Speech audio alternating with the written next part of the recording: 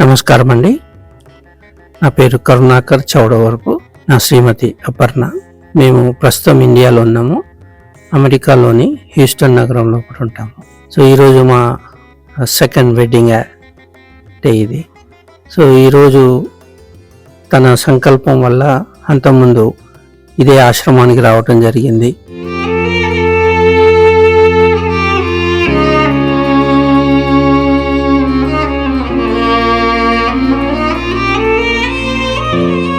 ఈ ఆశ్రమం గురించి తను చెప్పింది నాకు కూడా చాలా బాగా అనిపించి ఈరోజు సరే వెళ్దామని వచ్చినాము.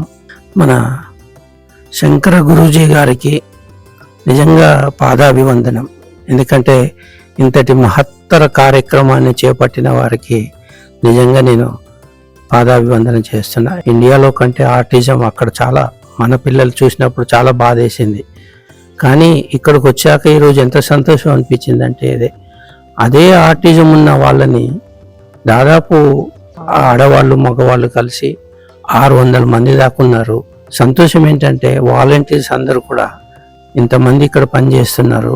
అలాంటి అనాథ పిల్లలకి సేవ చేయడానికి ఇక్కడికి వచ్చిన వాలంటీర్లు వాళ్ళు చేస్తున్న సేవ చూస్తే కూడా చాలా సంతోషం అనిపించింది.